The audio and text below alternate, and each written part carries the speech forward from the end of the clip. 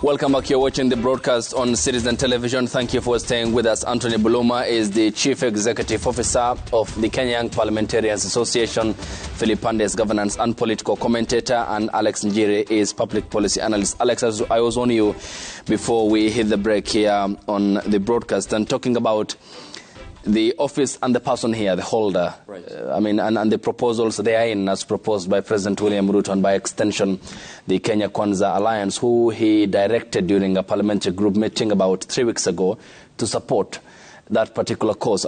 How will this embolden our governance structure and democracy going forward? Has it been well thought out? I think, Ayub, that's a good question, really. And it's a question that also appeals to, our political system. What kind of political system do we want to have as a country? And I think I alluded to that earlier when I said we need what would be practical solutions because we find ourselves in a very unique, political arrangement or framework where the winner takes it all and then the person, coming in second, sometimes with the smallest of margins, goes home, literally. And in the old constitution, if you remember, because every presidential candidate was required to be an MP. So the person that lost would then retreat to parliament, where more often than not, they would then play out the role of the official opposition leader, which was a position, actually, within the precincts of the National Assembly, because then we didn't have a bicameral house. When the 2010 Constitution, was framed and, eventually passed, it then took us into what is essentially the American model, where the winner goes to State House and then the person that loses then retreats. But now our case is very unique. In the United States of America, a lot of the times when you lose an election, you will typically, that will mark the end of your political career, with the exception perhaps now of Donald Trump, who wants to probably back that trend. But typically, once you lose an election, you hand the baton to the next guy within the party. Our case is very unique. We don't have that, once someone loses an election, they retreat, they regroup. In fact, His Excellency President William Ruto is the first guy to become president on his first attempt in this country since multi-party democracy was established. Kibaki, I think, had 3 stabs at the presidency. Uhuru Kenyatta had 2 stabs. So you can see in our democracy, it's not practical to say that the person who comes second then is relegated to political oblivion. So I support the bill fundamentally. What I don't support is the process, because again, like I said, we are going to the same court. It's the same court that ruled in last year that there was the hand of the president and his handshake partner, the Right Honorable Raila Odinga, were evident throughout the BBI process. Okay. In this scenario, and you remember, the guys who framed BBI tried to be a bit clever and put in as promoters Honorable Dennis Oiru and Honorable Junet Mohammed. But the courts were like, okay, this is mischief, and we can read through this mischief. It is the same here. The idea of the leader of opposition, official opposition, and constitutional amendments around that topic was first mooted at a parliamentary group meeting, a Kenya Kwanza PJ meeting. Windsor. Yes, held at Windsor. And it was propositioned by the president. That is on record. It's been widely reported by the media. It's on record. It's written. Anyone would be able to access that information. After that, we have a memo from the president dated the 9th of December to both houses again. Compelling them to change, to amend the constitution, touching on 4 areas. Of course, the big one is the leader of opposition, but we have the others. Okay. But I also think, because we have a very consummate president, he's a consummate politician, this is a carrot.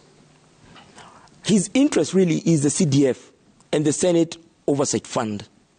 Because when those pass, he will then be able to literally pass any legislation he wants in the houses. Okay.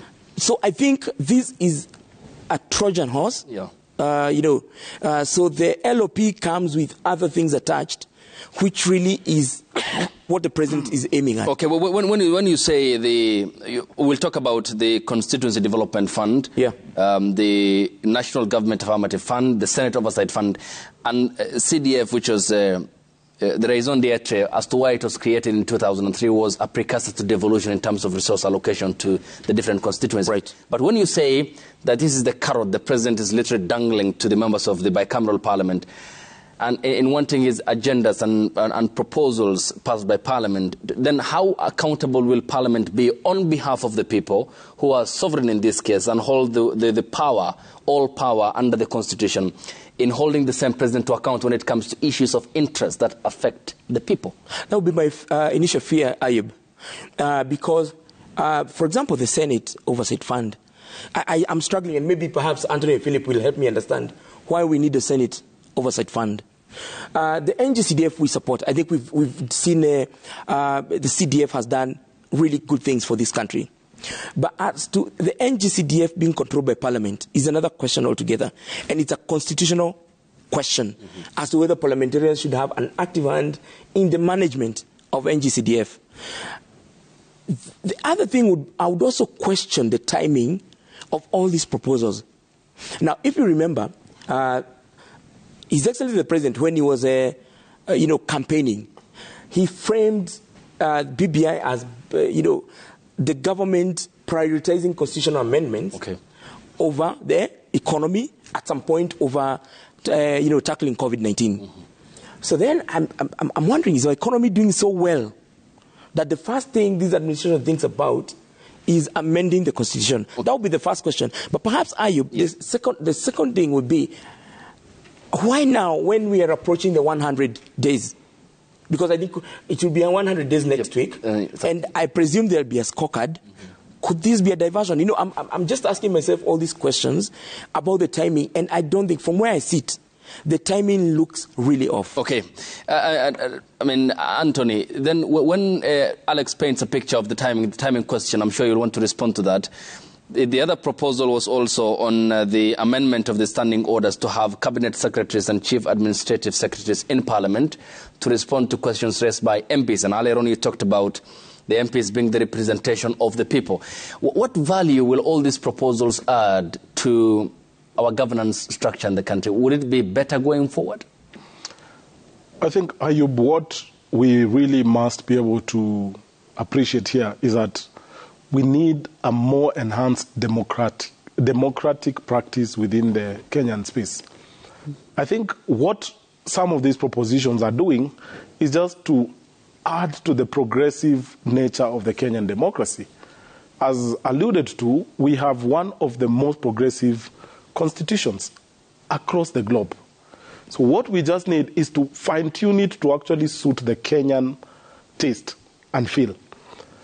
What I think is what President Ruto is trying to achieve is, as much as possible, make this governance a very accountable governance. And the easiest way to do it is to, make it a people-centric kind of governance. Hence the reason why, personally, I agree with the notion that we need an entrenched official opposition leadership. Number two, we actually need an accountable cabinet that responds directly to the issues of the people. What we've been having is a very long process. If, for example, as an MP from Nambale wants to raise a particular issue that concerns his people, they have to raise it through a parliamentary committee. The parliamentary committee has to process this issue, raise it with the relevant ministry, wait for 14 or so days for a ministry to give a response. That response has to be slotted within the timelines of Parliament for the people's representative to actually get a response. So to cut all that bureaucracy, the president's proposition are, let's have these guys respond so that they are accountable. Because in our previous system, it used to work. Cabinet ministers used to actually respond directly to the people's representative. And I actually think it's a very progressive thing to do. In addition to that, it is something that enjoys the endorsement of the people. You remember, one of the most prominent features of the BBI was the idea that actually ministers should be coming from parliament. So what the president is saying, yes, we did not achieve that, but probably that was one of the best ideas the BBI was offering. So how do we achieve it? Let's make sure we amend the standing orders for parliament to accommodate the people's representative. Okay, so Anthony, here we have the majority leader in the National Assembly, isn't it? Yeah. And heads of departmental committees of the National Assembly. And we were there before because we had ministers who were drawn from Parliament, as you have said, and would respond to questions directly. A general question then, how will this then better the lives of Kenyans in terms of policy pronouncements and actualization of the same? Because we were there before, and now you have the majority leader and you have heads of departmental committees in the National Assembly. And Parliament is so powerful that besides even CSS, this is the only institution that can impeach a sitting president. That is true. But it's the same Parliament. We had a Senate summoning a cabinet secretary, and they say they are not coming. They are not showing up. What's the recourse then? I mean, you could, of course, impeach them. There are those options, but that has not been manifested. So you have a frustrated, powerful Parliament. But if you have cabinet secretaries being part of the parliamentary process, in the sense that they are able to directly respond at the plenary of Parliament, I think that's the most efficient way of being accountable to the people. These are people who are paid hefty packs to actually serve Kenyans. A lot of them, yes, went through the parliamentary process. The Parliament vetted them into office, but they never report back to Parliament like directly. So what the amendments proposed by the President will do is essentially bring back these people. Yes, we vetted you. You said you promised X, Y, Z. So come back, show us where is X, where is Y, where is Z. So I actually think that as a country, and they always say, it's only a fool who never changes his mind. We may have changed the constitution to remove the cabinet secretaries. But over 10 years, we've reflected and figured out that this actually is not working for us, because cabinet secretaries are getting away with reckless, probably, decision makings and whatnot. But if we have them directly respond to the people's representative, remember, Ayub, the Constitution envisions Parliament as the supreme organ in this republic. That's why even the President draws a lot from Parliament. If it were in the old system, like we had during President Moi, we would just have the President amend the penal code and whatnot and say, I want to institutionalize this, and he gets away with it. But look at how this president is handling this. Because of the new constitution, President Ruto has to literally provide it as a memorandum to the speakers. All right. Remember, and by the way, and this is something people need to pay attention to, he has not instructed the speakers, because Parliament is autonomous. He has merely presented a memorandum as a political actor. Because don't forget, he's also a political actor. He's alive to the political situation we are in as a country. He has realized that in Kenya today, there is an agitation for people to, give dissenting views. But what he wants is, let's say, have this person create an office and an infrastructure that helps them benefit.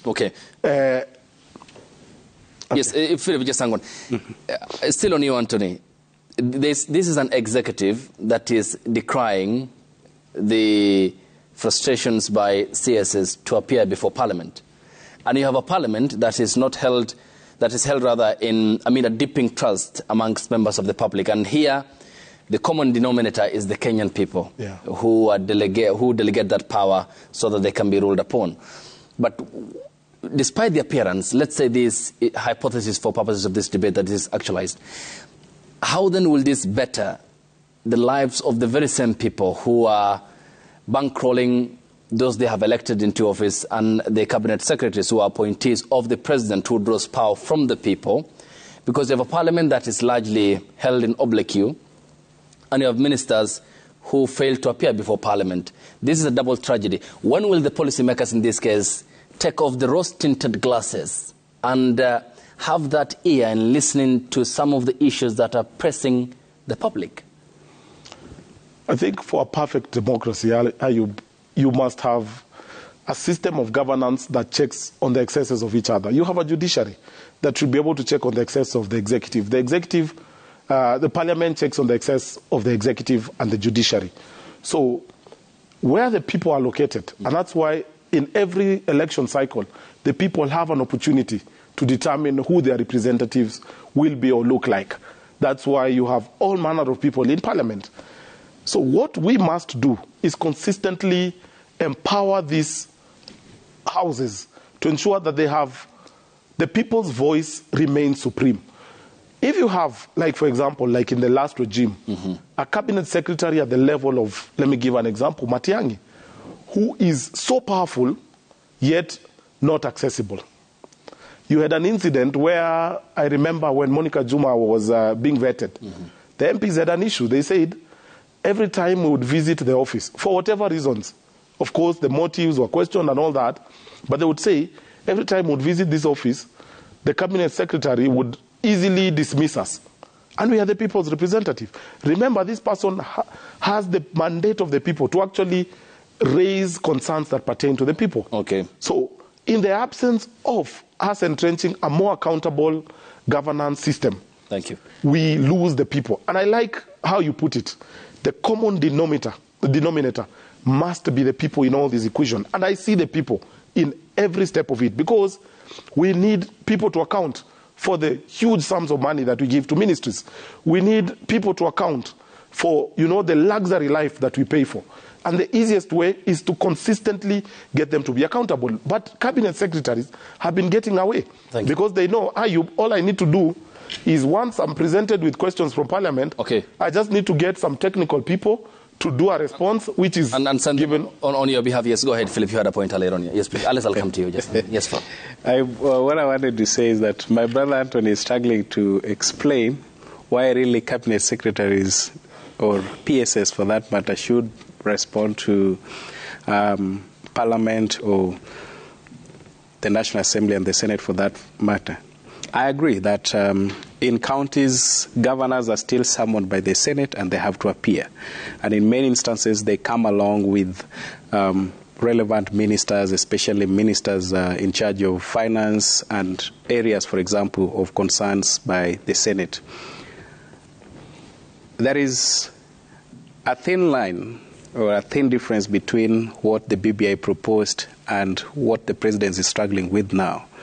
And like we say in public policy, policy catches up with office bearers or the implementers. And it's the same thing with political statements.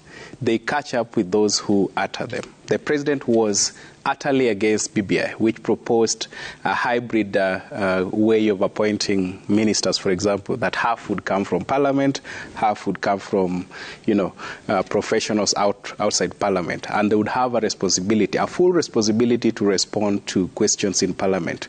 I agree that there is a need to further that interest.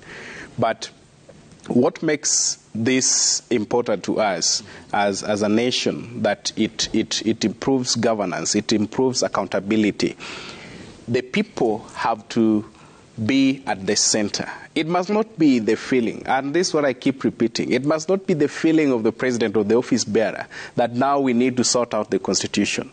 It must be the overall feeling of Mwananchi and others that there are things that we need to do. If the civil society, for example, proposed an amendment in our constitution, that would look like a more public proposal or a publicly acceptable approach to constitutional amendment. And Alex earlier mentioned that the president is being smart in the proposal of these amendments. I can't agree more. But the inverse of his argument is true, that the most important part of the amendment is CDF and the Senate Oversight Fund. Not at all.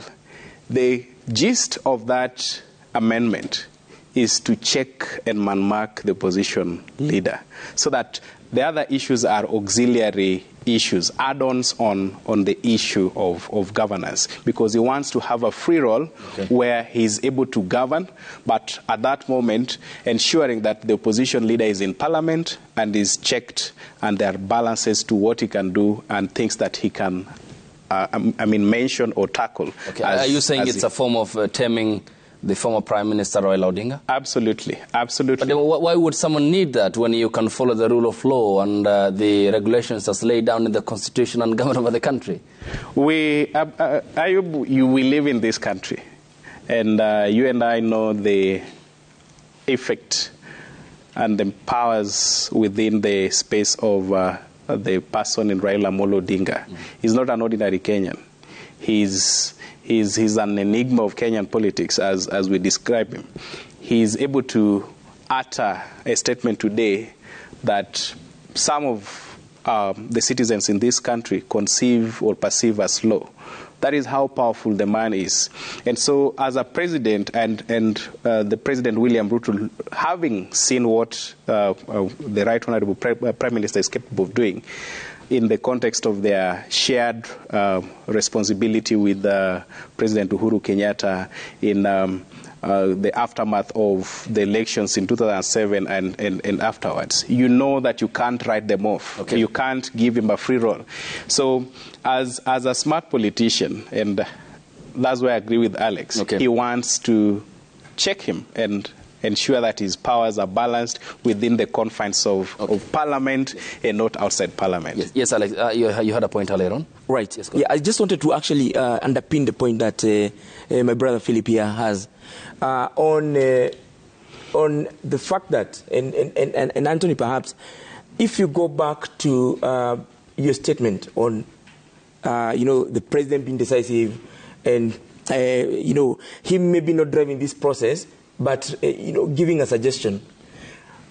That suggestion is what was given by the former president, His Excellency Uhuru Kenyatta, and the Right Honorable Prime Minister. In fact, they gave suggestions. They got, a committee of 9 that looked at, a committee that looked at 9 pillars, which were then, I think, later compressed, crystallized into 7 pillars. With serious public participation across the country. Yes, oh yes. I think they had about 40 town halls. Yes. Then 5 public, consultations, massive rallies. Mm-hmm. And despite all those efforts, it was still felt that not enough, there was not enough evidence, in fact, that the process was people-driven. They still could see the hands of the former president and the former prime minister. As per the rulings by the courts. Correct, by the court. So I then struggled to see how, even with both eyes closed, in this case, you can see the president's indelible handwriting on this process.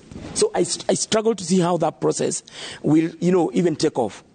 The moment the LSK goes to court, I presume if the courts are going to be consistent, and there's a question about whether that will be the case. Okay. But if the courts are going to be consistent, then I don't see any other, fate for the bills than an early death. Oh, okay. But having said that, I also want to, agree with Philip in the sense that, the president, by pushing these amendments through, will then have a stranglehold of the political ecosystem.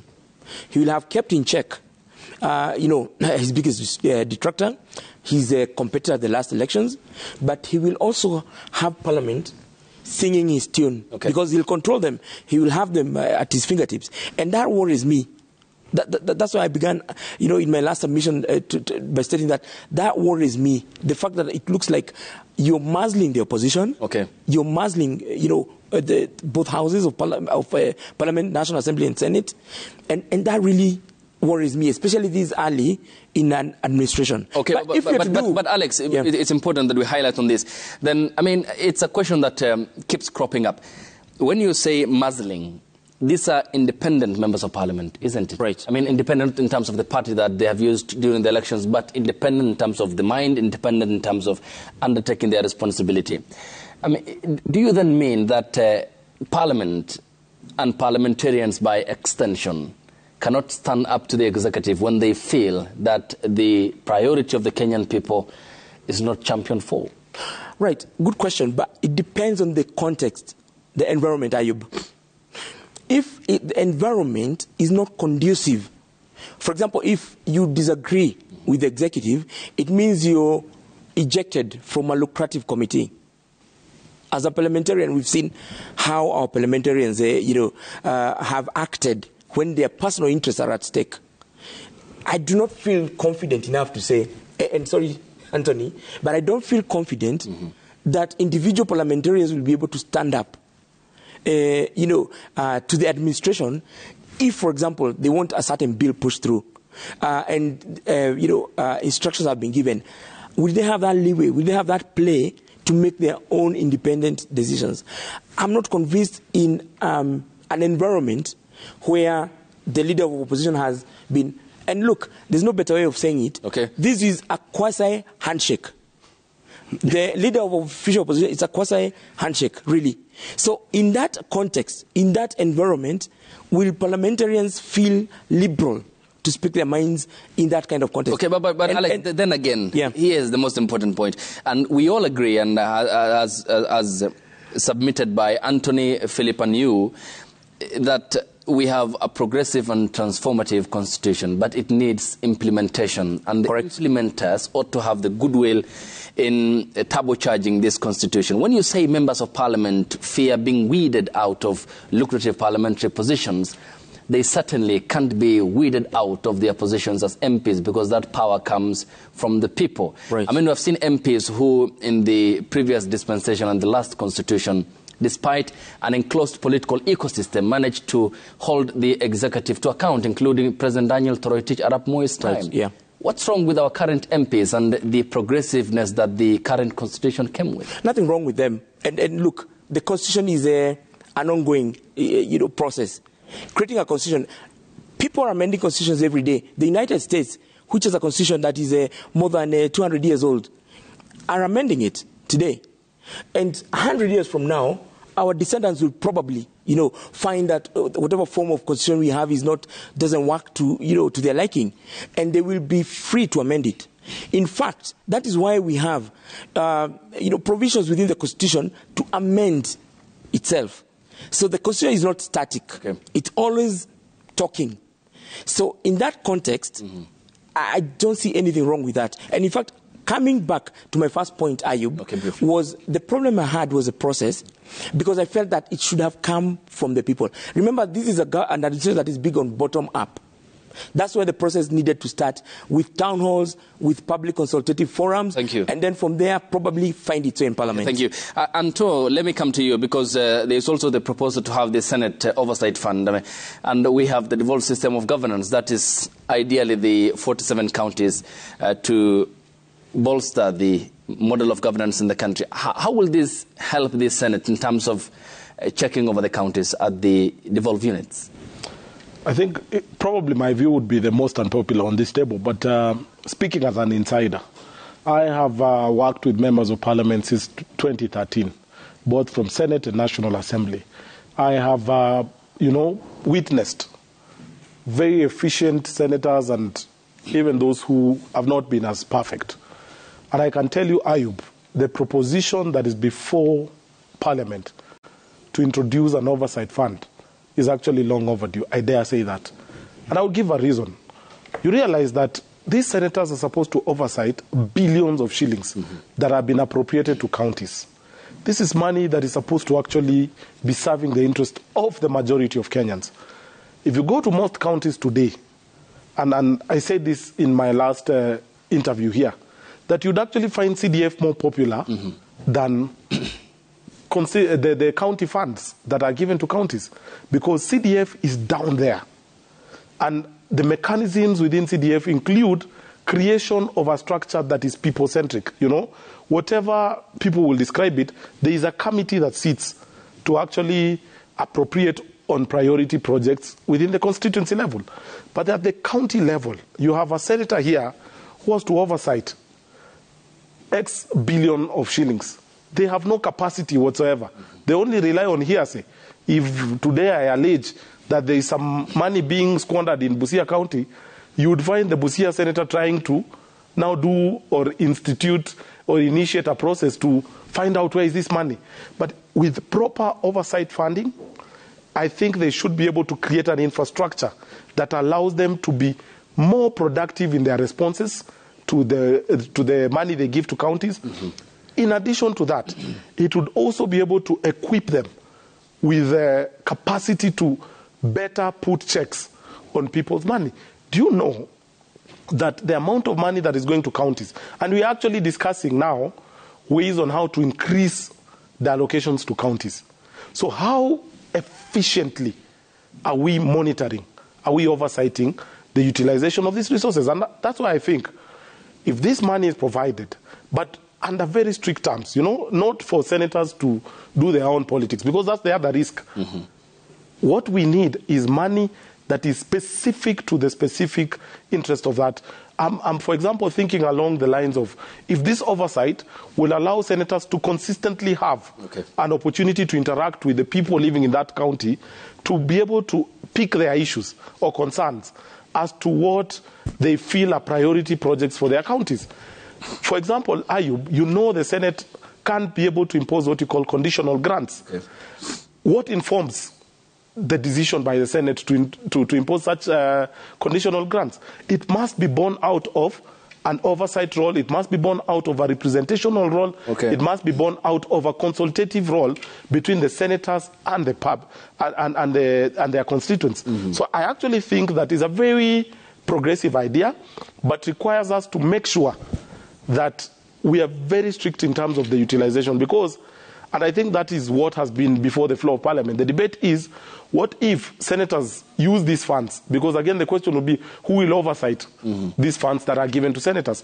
Those checks and balances need to actually inform part of the debate that we are having around this. As to whether we need an oversight fund for senators, I am of the opinion that we actually need it.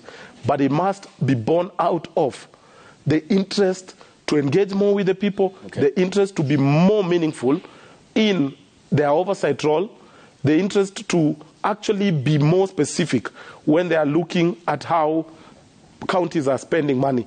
You know for a fact, Ayub, that we have cases before Parliament today and even in the last regime where there has been, abuse, total abuse by governors in terms of their expenditures, in terms of their appointments, in terms of very many things to do with devolution. Right. Well, Philip, then this opens up the next frontier, which is on accountability of the money that comes from the exchequer to the counties.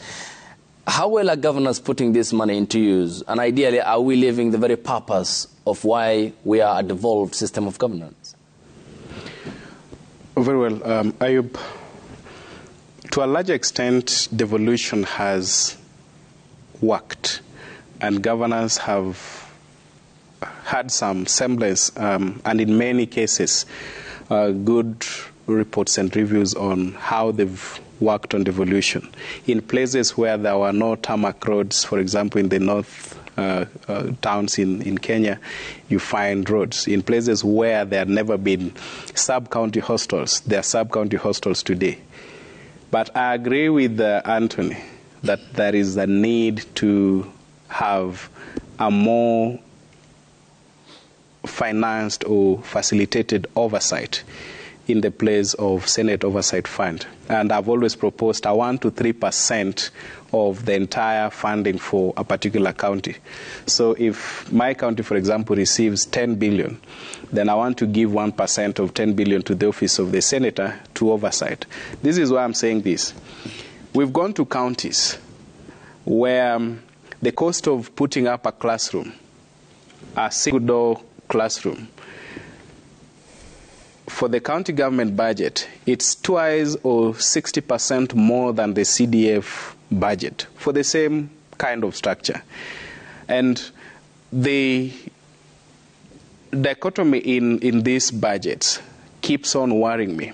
And I think it's because at the grassroots, nobody is checking the governor. The county looks more amorphous and huge. And we've left this role to the Auditor General to flag off mistakes, but probably 2-3 years down the line after implementation. So for ongoing implementation and checking the usage of these finances, live stream, on-site, must be within the office of the senator. So devolution. When you talk about the governors and the need for an oversight at the county level, what's the point of having members of county assemblies? So, and this is where I join my case with Alexis, that Parliament and the county assemblies included have overly insisted on their own way of having control of some form of funds to implement. For example, the CDF at the national level and at the counties, County Assembly Development Fund. What does this portray? That we have relegated the role of legislation. It's actually becoming a residual role of Parliament in both aspects. But the real need now is coming to implementation and control of certain funds. When people are increasingly becoming predisposed to a duality in terms of implementation of development, where the governor has his set of funds to implement, the MCA has his set of funds to implement, then it means that nobody checks the other. So the county assembly member is vulnerable to the executive to look for an avenue to have projects where they have their own control.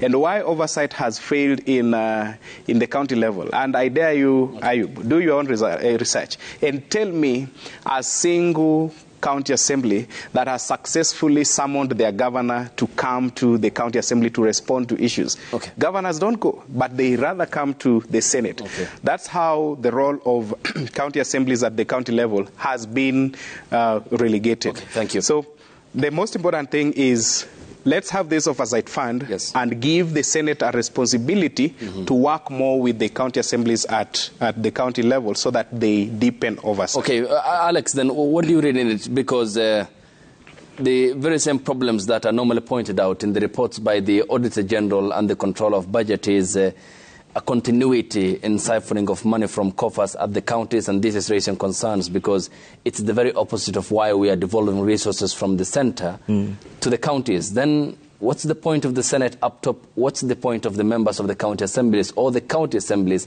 at the bottom in checking over the governance? So two things, Ayub. I don't think you need a senator, as a governor, a senator with some fund to oversight you. Really, these are governance issues. This is about, treating as criminals governors that misuse public funds. This is about taking them to court, charging them, aggressively pursuing them, pursuing their assets, freezing their assets. It's a question of our, criminal justice system and how we apply it. The judiciary, how they expedite these cases around the governors. How many governors have active cases in court relating to corruption? From both, this is the third cohort of governors, I think. Starting from the first cohort, how many? We have so many. How many convictions have we had? Giving senators money will not add those convictions. It won't.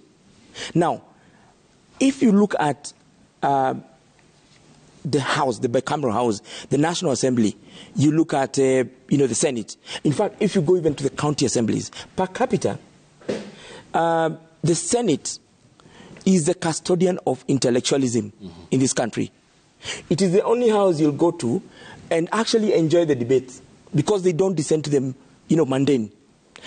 I remember when we were, I think this was maybe a couple of years back, when there was a bill on the CRA formula, the formula for resource allocation.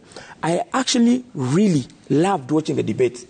I would get to the office and put on the TV. I would follow it on my phone, on my way in public transport, on my way home, because I loved the robustness of those debates that touched on the formula and how well presented they were, how those guys articulated them on the floor. Do you know why that is the case? It's because the Senate is the only, right now, public office, public elected office, that doesn't come with humongous resources.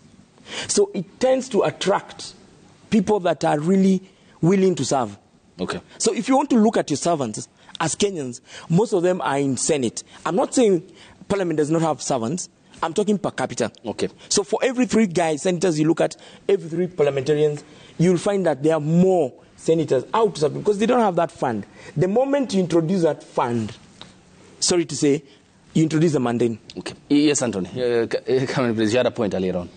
Yeah, I think, for probably better, or lack of a better word, let me try to be the devil's advocate in this and flow with what Alex is trying to allude to, that what if we give the senators this fund and it dilutes, the important role they play.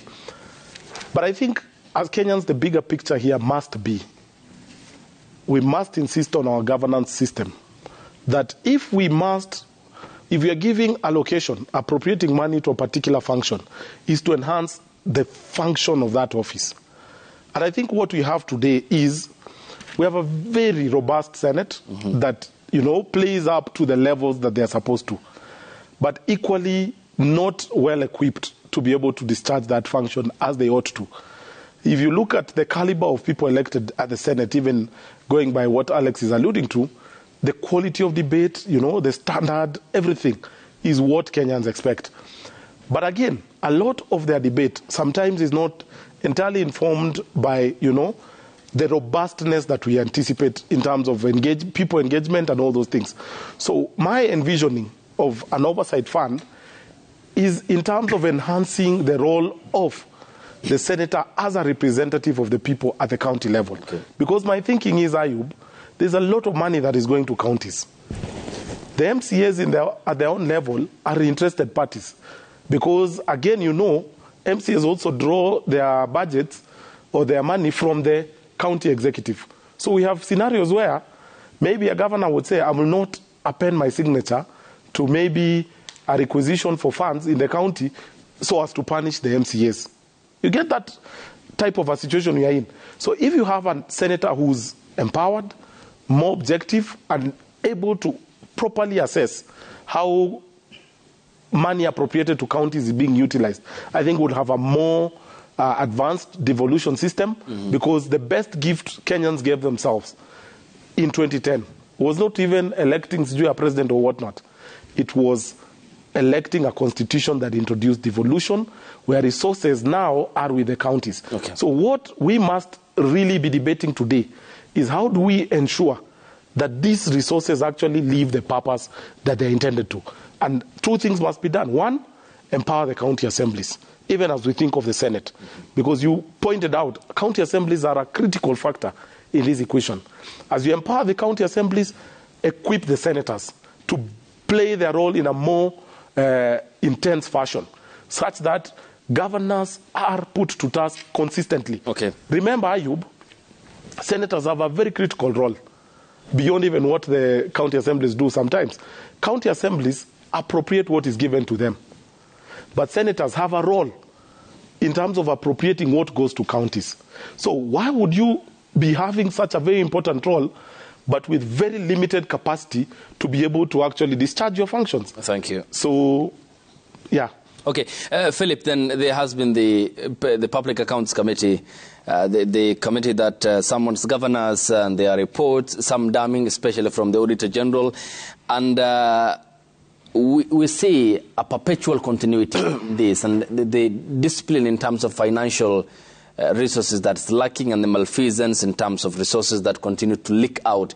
Generally, then, when Anthony talks about empowering, or rather enabling, the members of the county assemblies and the county assembly and the senators, in between the governors will be sandwiched, will that yield better results than what we have at the moment?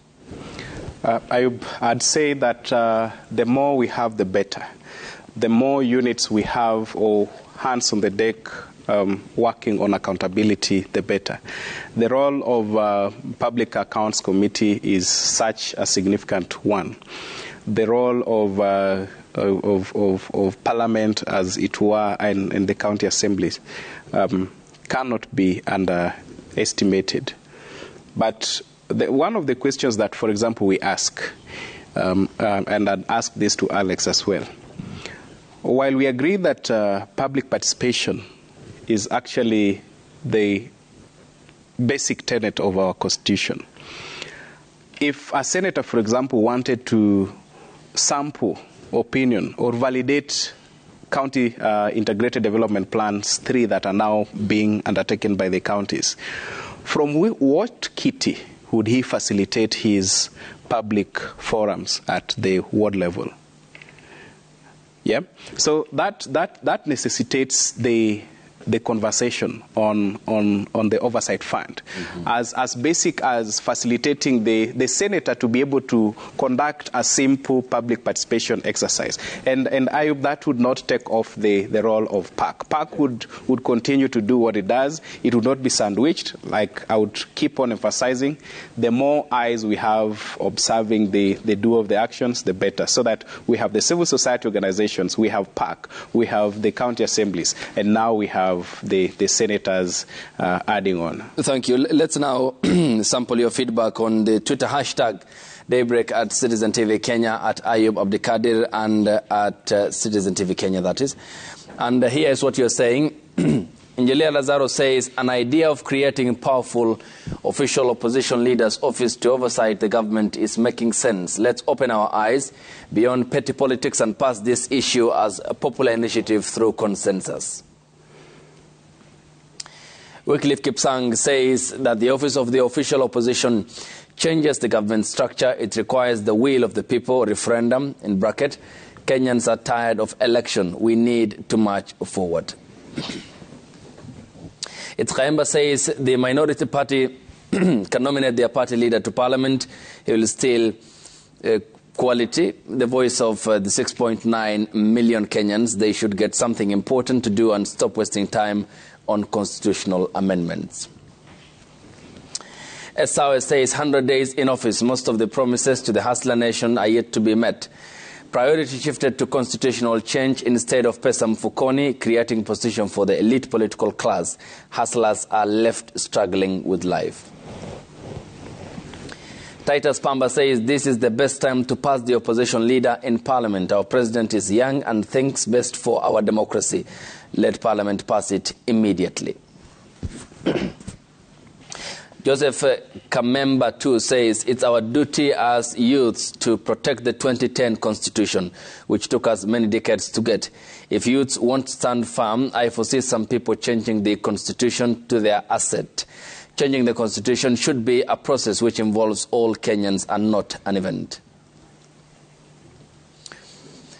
Kalu Michael says, to my opinion, I don't think the cabinet secretaries should visit the floor of the House. Instead, they can be meeting their respective committees as it has been. On the office of the opposition leader, it's no, the right time, not even the right time to do that, and I may term that as a handshake. Godi Barasawere says young people have been given an opportunity under this regime to showcase what they can do in terms of growing others. The least they can do is maximizing the usage of this platform by drawing policies that will safeguard and empower them.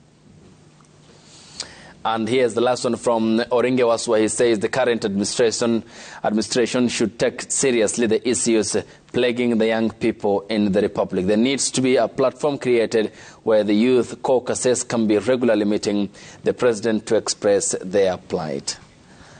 And that is 8 on the dot for your brief final comments on the questions raised as well and the opinions from our viewers. Starting with you, Alex.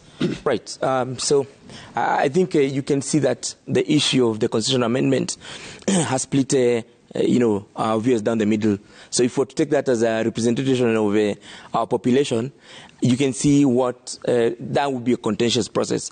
But I must add that I feel that it is something that we need to do as a country.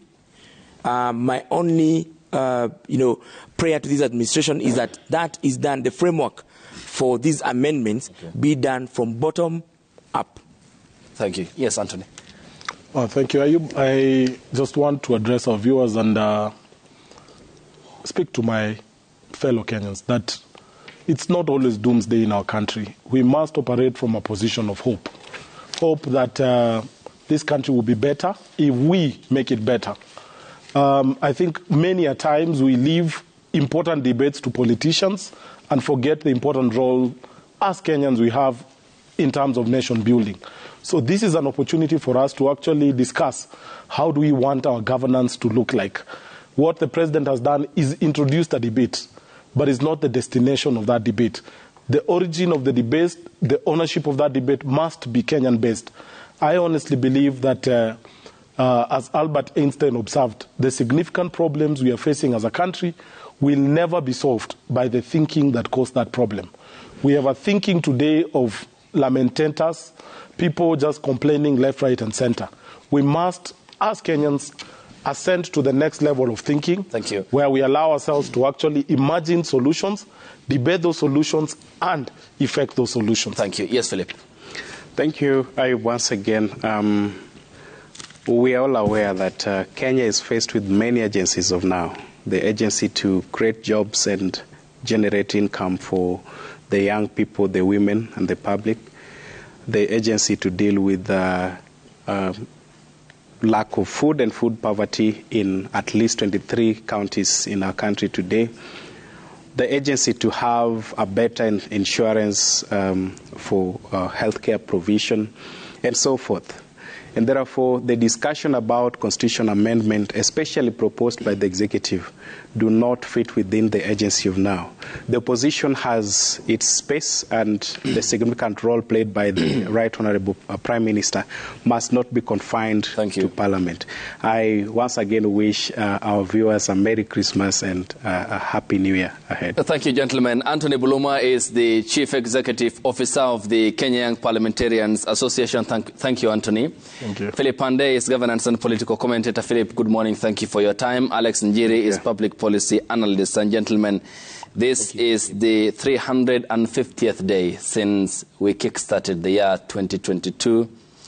It has been, of course, a long journey here on the broadcast, and you are the last year, but of course, taking a break here on the broadcast, and we therefore cherish your contributions as well and your account, giving us your opinions to the issues that are happening in the country. Thank you. So the broadcast is taking a break, but we are short by about 15 days before we celebrate the new year. And Daybreak is the coming together, the building blocks, of course. The camera personnel here on my immediate right, Mike is our camera person. We have Timothy also in studio, who is behind the auto cue prompter. Then we have Nganga, the man who does the 360-degree coverage with the Jeep camera. And this is plucked from the Christmas tree over here by Timothy. So you can see the mood music is setting in. We therefore thank you, your contributions as well here, because you chose Daybreak on Citizen Television to inform you every morning from Monday to Friday for the past 350 days. And this has not been a journey that I did alone. Sam Gituku, Trevor Mbeja, and Safin_Cheng have been my partners on the broadcast, and we thank them as well. And to the technical team, up top is our news director, Ibrahim, who is on my earpiece at the moment, with the sound man who takes care of our mics and the earpiece as well. That is Evans, and to the lovely team that always dedicates all their energy to ensure that this broadcast is always a success, and making the other programs as well here on Citizen Television a success as well. Therefore, from the Royal Media Services, we thank you so much for keeping us company. This broadcast will be back on the 9th of January next year by the grace of God, and we look forward to having you, because you chose us and you made us number one. As the festive season kicks in, we wish you a Merry Christmas and a Happy New Year. Take care, God bless you, and good morning from Daybreak. Bye-bye.